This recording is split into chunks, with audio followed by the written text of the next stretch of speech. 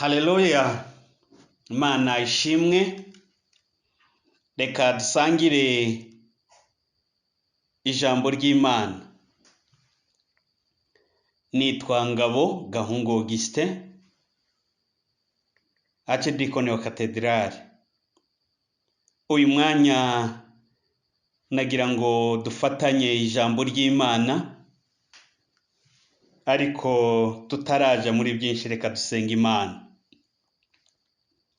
Mana, turagushimiye kubw'uyu mwanya, icyubahiro ni icyawe. Ni wowe tubeshejeho kuba tugihumeka umwuka w'abazima. Ni wowe wo gushimwa no gusingizwa, ushirwe hejuru. Duciye bugufi cyane, tugiye gusangira ijambo ry'Imana na bene data, ntaba ari twe ntaba ari bo. Reka icyubahiro kibi cyawe, ni mu izina rya Yesu, amen. Amagambo y'Imana nshaka ko dusangira uyu munsi nayahaye umutwe uvuga ngo witinya. Witinya ni amagambo menshi akenshi tukunze kuvuga, dukunze gukoresha, dukunze kwigaho, ariko ni amagambo akomeye tugomba gutekerezaho cyane cyane muri iyi minsi dufite. Witinya, witinya, witinya.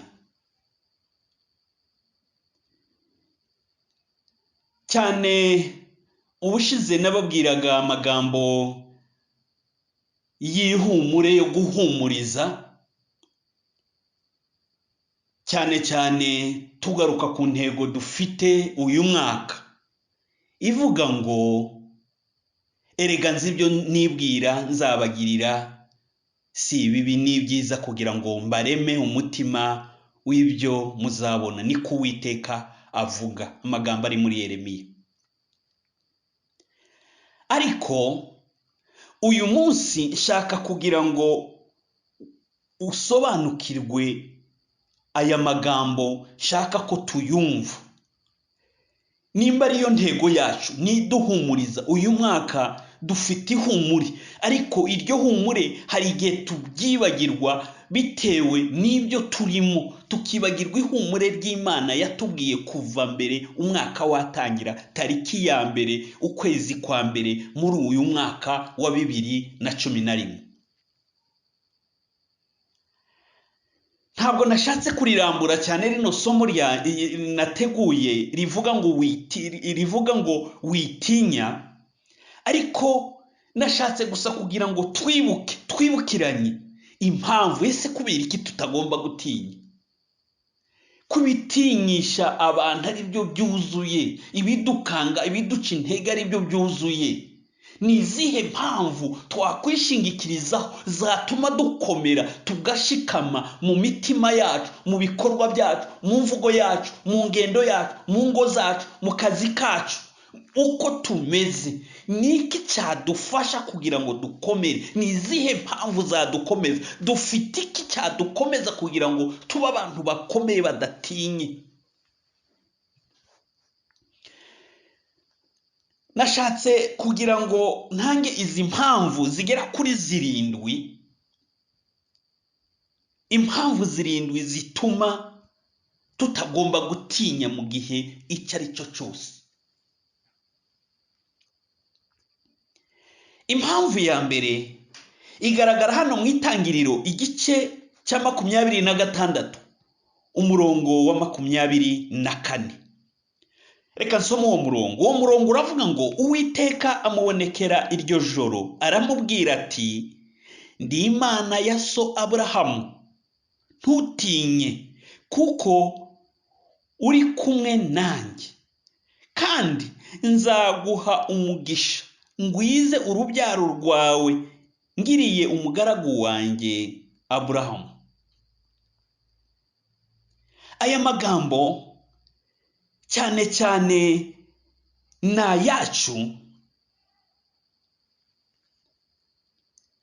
Imana yabwiraga Isaka.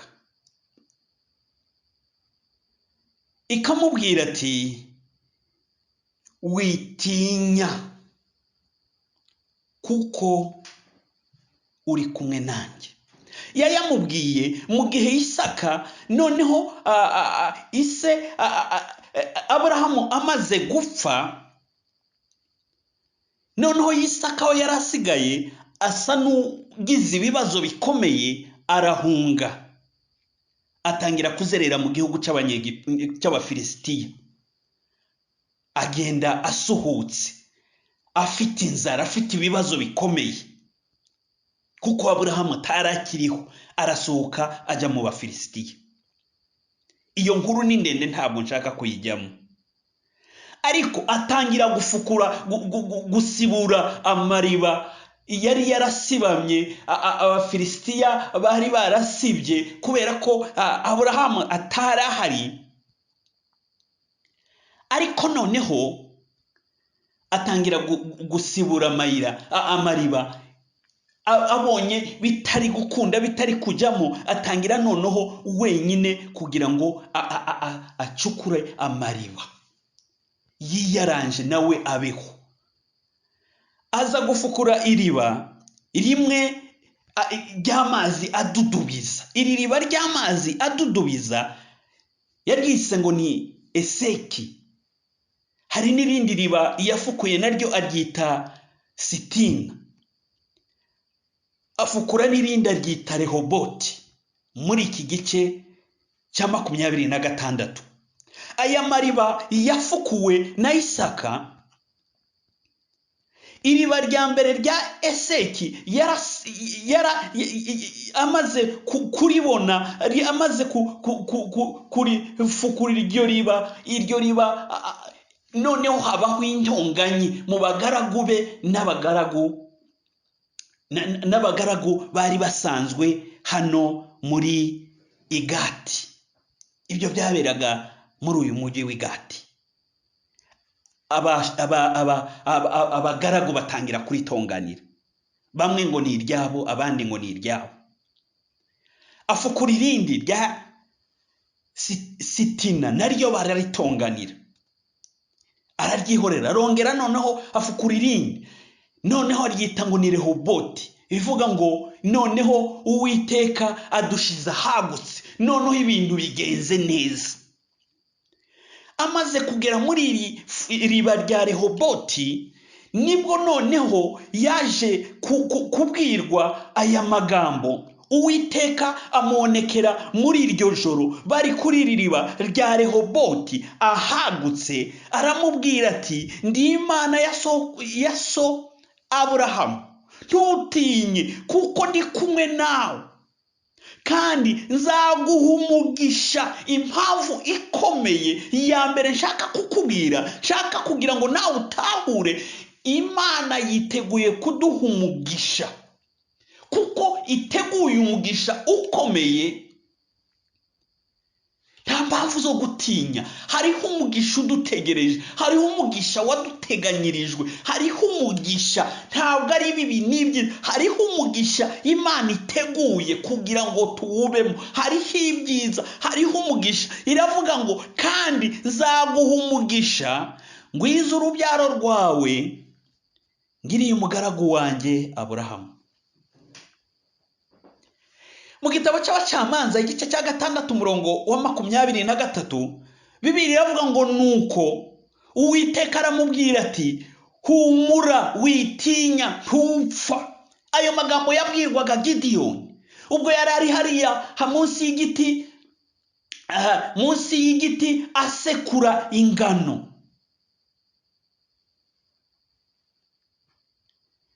Iramubwira ngo witinya, ndi kumwe nawe. Yageraho ikamubwira ati genda uko imbaraga zawe zingana, witinya ntupfa. Abantu benshi uyu mwanya, abantu benshi nicyo kiturimo, arafatwa gato, ubwoba bwisha abantu, ariko turacyafite umugisha, turacyafite ibyiza, turacyafite kubaho. Hariho ibyiza Imana iduteguriye, witinya ntupfa. Imana ihumuriza Gideyoni, ariko iraguhumuriza uyu mwanya. Hariho umugisha kuko dufite umugisha, kuko twahawe umugisha, kuko turi abanyamugisha. Mwe gutinya abakristo muri kino gihe, mwe gutinya, nimushikame, ariko nimumaramaze, ariko nimushikame. Impamvu ya kabiri yatuma tudatinya turayisanga mu gitabo cy'Abami igice cya 17 umurongo Abami ba mbere 17 13. Reka nsome. Eliya aramubwira ati, witinya, genda ubigenze uko uvuze, ariko banza umvugire akanjye, ukanzanire hano, maze ubone kwivugira n'umwana wawe. Aya magambo naya murayazi neza, naya Eliya atungwa n'umupfakazi Isarefati.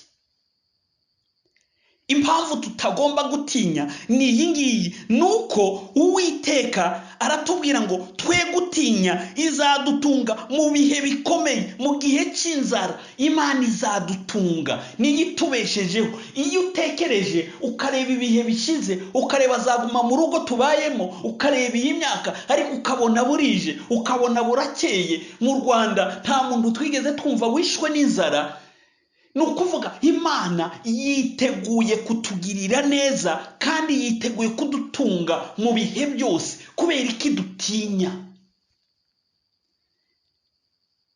Eliya atungwa n'umupfakazi, agafuka urushi, ariko yaje guhabwa, uriya mupfakazi ahabwa umugisha ukomeye, ahabwa ibiryo byinshi, agira amasitoke n'amasitoke, kuko yahagaze neza, kuko ahagaze ku mwanya we, kuko akomeje gukora, kuko akomeje gutanga. Hariho abantu benshi ureba kuko korona yabaye, nta guha umuturanyi, nta kwibuka mugenzi we, nta turo, ntaki yafungiyemo, yirebaho n'ibyo ngibyo. Ariko nimwagure, nimufungure, nimwagure amarembo, nimumufungure imbago zanyu, kuko Uwiteka yiteguye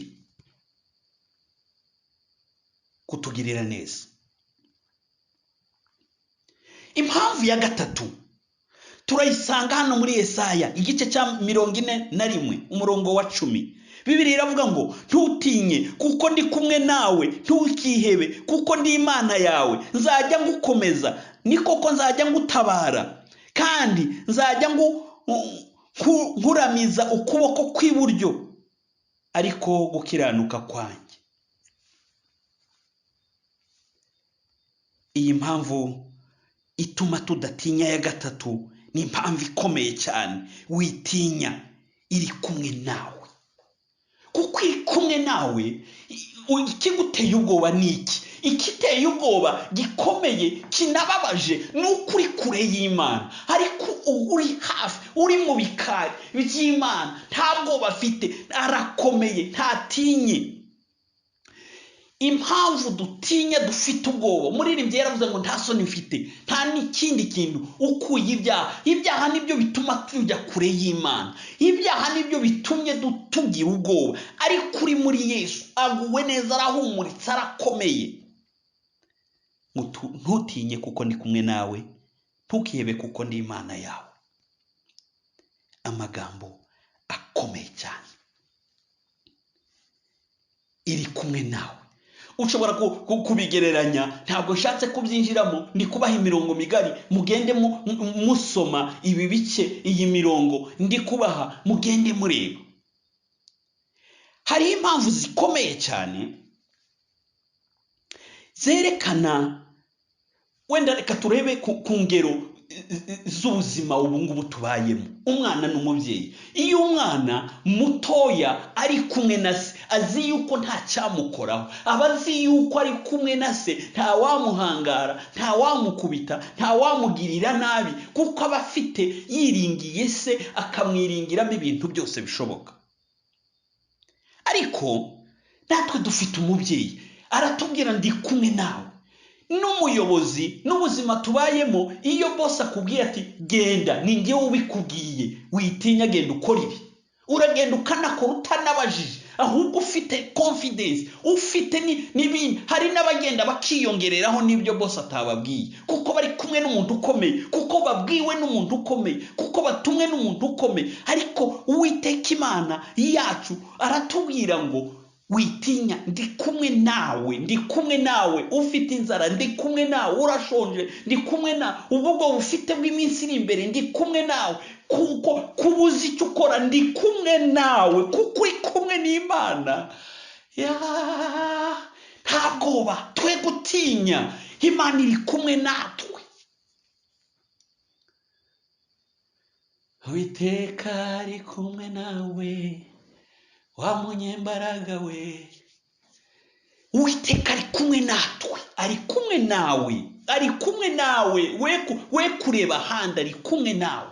Umugabo ukomeye, umugabo w'abagabo, umwami w'abami, umutware w'abatware, uhambaye, utavuguruzwa, uvuga bikaba, utegeka bigakomera. Ijambo ryiwe rimwe rimenagura urutare rukadudubiza amazi. Ijambo ryiwe rimwe, we gukangwa n'abantu, ari kumwe nawe. Iyo avuze biraba, iyo ategetse birakomera. Ntawe umuvuguruza, ntawe umuri hejuru, ntawe umuhinyuza ubwenge bw'iki gihe. Hoya, ari kumwe nawe, arengeye byose, ari hejuru ya byose. Impamvu ya kane igomba gutuma tudatinya, reka tuyirebe Yesaya igice cya 43. Wenda umurongo wa mbere, reka soma aka kantu, nubwo ikinyarwanda cyanjye atari cyiza cyane.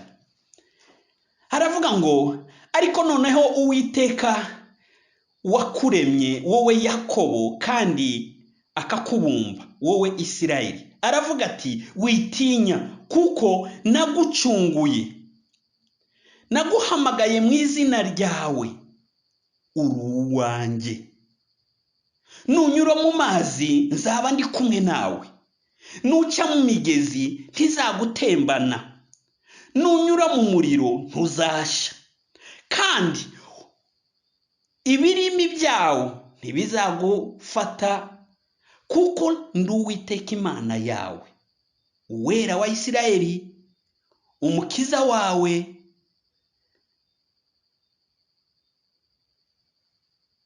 Nagutangiriye Egiputa ho incungu, Etiyopiya ni Seba, nahatanze ku bwawe. Yiteguye no gutanga ibintu byinshi, ingabo nyinshi ku bwawe. Impamvu igomba gutuma tudatinya muri kino gihe, abakristo ndashaka ko dushira ubwoba, dutinyuke, dukomeze Imana, twe gutinya, kuko izabana natwe. Si uyu munsi gusa, neje izabana natwe. Si uyu mugoroba gusa, si uyu mwaka gusa, si akagahe gusa, si iyi periyode gusa, ibihe byose. Witinya, kuko nagucunguye. Urumva, yari ifite umugambi kuva kera. Nagucunguye, hari byinshi natanze. Wewe baho, ifite umugambi kuva kera kugeza na n'uyu munsi, kandi irakomeje, kuko nagucunguye, kuko naguhamagaye mu izina ryawe, uri uwanjye. Iyo umubyeyi akubwira ati, uri uwanjye mwana wanjye, witinya, uri uwanjye, ndabizi, uri uwanjye, wumva confidence, ukumva yuko mukomezanyije nawe, ukumva yuko mu rugendo urimo neza, kandi agushigikiye. Turashigikiwe. Naragucunguye, niko akubwira. Naragucunguye, nakuvanyije kure, naragukijije indwara, naguvanye mu ntambara zikomeye, nagucishije mu bikomeye, nagucishije ahantu hakomeye, wageze kure, wararembye. Reba iriya nzira yakunyujije. Barakubwira ngo naragucunguye, naguhamagaye mu izina ryawe, uri uwanjye. Nunyura mu mazi, aho ugiye kugenda, nunyura mu mazi ntuzashya, nuca mu migezi ntizagutemba, aho uzajya hose. Ariko we gutinya. Icyapa abakristo tukumva, twe gutinya, dukomere ku Mana yacu. Haleluya. Haleluya. Icyambu kabyumva, reka twigutinya. Ibi bibazo, ibi byorezo, muri iki gihe urabona nta muntu ukigira plan. Urategereza ukavuga ngo tuzareba uko bizagenda. Ubundi twarapanga, ugapanga umwaka utangiye, ukagira plan y'umwaka wose, abandi bagakora strategic plan, bakavuga ngo iyi ni imyaka 10, ni imyaka 5, ni yiki. Ariko ubu usigaye ureba gusa ejo bizagenda gute. Waba wakoze ibikomeye ugatekerereza icyumweru. Mwisi ntaho mwijuru ni wabo wabizera. Mwisi ntaho mwijuru ni wabo wabizera. Naho ngaho niho bigeze. Ariko mwe gutinya abakristo, mwe kumva musubijwe inyuma n'ibyo, ariko mukomere.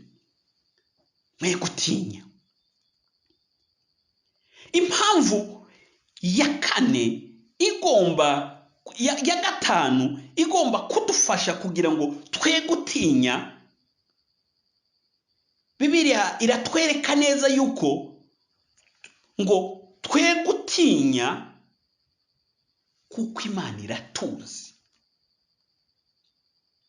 Matayo igice cya 10 umurongo wa 30 kugera ko wenda ukomeje ico gice.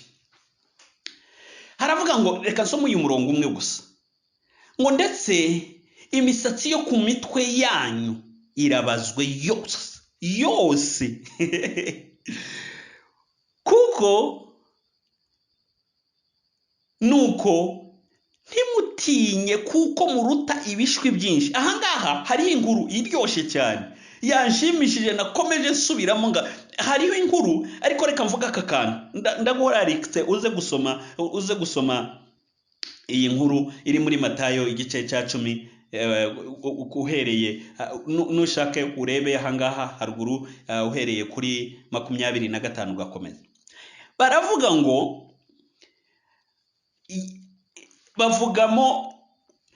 baragereranya, bakavuga ngo ibishwi 2 bigura ikuta rimwe. Wenda mu mafaranga y'ibi tuvuge ngo wenda ni koroto c'10. Ibi igishwi kimwe ni faranga 10, ni igiceri c'10. Noneho ngo ariko ngo nta gishwi na kimwe ngo gishobora kwicwa n'inzara, cyangwa ngo kigwe hasi, cyangwa ngo gisange mu nzira cyapfuye itazi impamvu yabyo. Nubwo bisuzuguritse, nubwo bifite agaciro gakeya, nta kindi kintu wakimaza ngo ibyo ngibyo ibishwi 2 bikagura ikuta rimwe. Ngo ibyo ngibyo nabyo nta hari uwaririmbye aravuga ngo ntaho yari yabona ngo intumbi y'inyoni ngo iri ku muhanda ngo yishwe n'inzara. Ariko ngo twebwe ngo turuta ibishwi byinshi. Noneho uzana ibyo bishwi byinshi by'inyoni, ngo twebwe turuta ibishwi byinshi. Imana ishimwe, turuta ibishwi byinshi. Ariko nta na kimwe gipfa atabizi, atabimenye, atabyemeye. Akongera akavuga ngo n'imisatsi yo ku mutwe yacu irabazwe yose. Hari ukuntu ugira gutyo ugacisha mu rusokoza bafite imisatsi, agakubitamo, imenya ngo havuyemo 5, uyu munsi hasigaye. Ngo imisatsi yacu yose irabazwe. Nta muntu, abahanga bakomeje babara ibintu bagakora ibintu, ariko nta muntu nari numva ngo uyu mugabo afite imisatsi 1000 bingahe. Huye ibyo ntibarabishobora. Ariko we ngo n'umusatsi wo ku mutwe wacu irabazwe yose, irabaruye. Akubiteka n'umuhanga n'umunyembaraga, narakomeye, arahebuje, ari hejuru cyane. Imisatsi yo ku mutwe wacu irabazwe yose, ngo nta numwe ugwa hasi n'atabizi. Ngo nuko ntimutinye. Muratinya iki?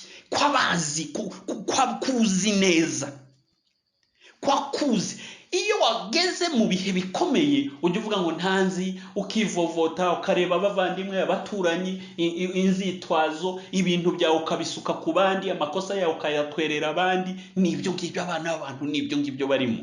Ariko wowe menya ko akuzi, irakuzi, izi ni izina, ikuzi ukiri urusoro, ikuzi kuva kera, izi n'ibiri imbere, izi byabaye, irakuzi. Ariko utinyishijwe n'iki? Kwikuzi utinya iki? Irakuzi, izi n'amazina yacu. Iyo mpamvu yakagombye kudufasha kugira ngo twe kugira gute? Twe gutinya. Impamvu ya gatandatu Bibiliya itwereka hano mu Byahishuwe igice cya mbere umurongo wa 18, Bibiliya iravuga ngo kandi nduhoraho, icyakora nari narapfuye, ariko none dore mporaho iteka ryose, kandi mfite urufunguzo rw'urupfu n'izikuzimu. Ni ikitwereka iki? Ni ukutwereka yuko tutagomba gutinya, kuko hariho ubuzima na nyuma y'urupfu. Na nyuma y'urupfu hariho ubuzima. Ni ukuvuga muri ubu buzima nubwo igihe kizaza, twe gutinya. Pawulo amaze kubisobanukirwa niho yagera aho ngaho akavuga ngo noneho njyewe mpeze mu rugabangabo. Hari ugupfa ni inyungu kuri njye, ngo kubaho ngo ni Kristo. Ariko Pawulo ibyisubizo byiwe n'ibitekerezo byiwe yarageze kure cyane we. Icyampa tukabyumva tugakurikira ngo kubaho ni Kristo. Okay. None ngo no gupfa ngo ni inyungu. Ni ukuba mu nyungu. Ariko mana yanjye, ni ukuba mu nyungu. Gupfa ngo ni ukuba mu nyungu. Ariko Pawulo, haleluya. Na nyuma y'urupfu hariho ubundi buzima. Twe gutinya. Impamvu ya nyuma turayisanga muri Yosuwa igice cya mbere umurongo wa mbere kugera ku wa 9. Bagenda babivuga: ntutinye, komera, shikama, we gukuka umutima, sinjye ubikubwiye, cyakora komera, shikama, amategeko yanjye we kuyaca iburyo cyangwa ibumoso, uzahirwa mu nzira zawe zose, nibwo uzahirwa, nibwo uzagirisha n'ihirwe, nukomera nushikama. Aya magambo umurongo wa 9 uravuga ngo sinjye ubigutegetse, nuko komera ushikame, ntutinye kandi ntukuke umutima, kuko Uwiteka Imana yawe iri kumwe nawe aho uzajya hose. Yosuwa abwira abantu yuko bazambuka Yorodani. Iwe amaze gutinyuka, ubwo Mose yari amaze gupfa, ahita atangira kubabwira ati none ubwo bimeze gutya, reka dukomeze. Yosuwa yari asigaye wenyine, Mose atakiriho, kandi ari we wari umuyobozi wakoze byinshi. Amaze kumenya Yosuwa ko ari uhari, Imana imaze kumubwira ati umugaragu wanjye Mose ntagihari, uyu munsi ni wowe, yaratinyutse. Icyambu kamenya ko uyu munsi ari wowe, ni wowe wo guheka itorero, ni wowe wo gufasha itorero, ni wowe wo gukorera itorero, ni wowe uhari, waba umusore, waba umukobwa, waba umusaza, waba umumama. Ariko we kureba hirya ni wowe. Abantu benshi, abantu ari benshi bakumva ngo mu rusengero turaba, bakumva muri katedrale tumeze gutya, abantu buri wese agenda aterera agapira ku bandi. Buriya barabikora, buriya baririmbye bari buze kubikora, buriya korari runaka iraza kubyigaho, iraza kubikora, buriya abakuru b'Abakristo, abayoboye amadepartema, buriya birabareba, buri wese agatera agapira ku bandi. Ariko Yosuwa amaze kumenya neza kuko ari uhari, yahise abwira abantu ati noneho ubwo bimeze bityo, nimukora amahamba, mubwire n'abandi tugiye kwambuka Yorodani. Ashishikariza abandi, abasubizamo intege, aratinyuka. Nubwo yarasimbuye umuntu dukomeye. Hariho byinshi twari dufite, hariho byinshi tutagifite, hariho byinshi byari bidushigikiye, hariho byinshi byadukomeza mu mibereho no mu murimo w'Imana, ariko ubu ntibigihari. Ariko ni wowe uhari. No gusenga no ku mbuga nkoranyambaga ni ibibazo biragoye, byose bisaba amafaranga, ariko ni wowe. We gutekereza ko hari uwundi uri gukorera itorero, ni wowe. We gutekereza ko hari uwundi muntu ugomba kwitanga, ni wowe. We gutekereza ko hari n'undi muntu ushobora gutanga ituro, ni wowe. We gutekereza ko hari uwundi muntu ugomba gusenga, ni wowe. We gutekereza ko hari uwundi ugomba gushigikira abandi, ni wowe. We gutekereza ko hari uwundi muntu ufite ubufasha bwo gufasha abandi bantu, ni wowe. We gutekereza ko hari uwundi muntu ufite ibintu byo kugabanya abandi, ni wowe. Ni wowe, ni wowe, ni wowe. We gutinya, ni wowe. Tinyuka, ni wowe. Ni wowe, ni wowe, ni wowe. Uri umuririmbyi, ni wowe. Uri umunyamasengesho, ni wowe. Uri umumarazi, ni wowe. Ni wowe, ni wowe. Kureba yuko bitakureba, ni wowe. Iyo niyo mpamvu yakagombye gutuma dutinyuka, ni wowe. Reka nsoreza habene data. Twari tuvuze impamvu 7 zituma tugomba gutinyuka muri iki gihe. Iya mbere iragira iti witinya, izaguha umugisha. Iya kabiri iravuga ngo witinya, izagutunga mu gihe cy'inzara. Iya gatatu iragira iti witinya, iri kumwe nawe. Iya kane iragira iti witinya, nzabana nawe. Iya gatanu iragira iti witinya, ndakuzi. Iya gatandatu iragira iti witinya, hari ubuzima nyuma y'urupfu. Iya karindwi iragira iti witinya, ni wowe uhari, ni wowe usigaye. Umwanya ni uwawe, iki nicyo gihe cyawe. Witinya. Itekerezeho icyampa ngo dutinyuke, twishingikirize ku Mana izadushoboza. Mwami Mana, uduhe gutinyuka, twe guheranywa n'ibibera muri ino si by'igihe gito, ahubwo dutinyuke tugukorere, kandi imitima yacu tuyikwegurire, tukugomororera ibyacu n'abacu. Ndasengera igihugu cyacu, ndasengera itorero ryawe, ndasengera abayobozi, ndasengera abakristo muri kino gihe cya none. Uduhe gutinyuka mu gihe cya none, ni mu izina rya Yesu Kristo umwami wacu, amen.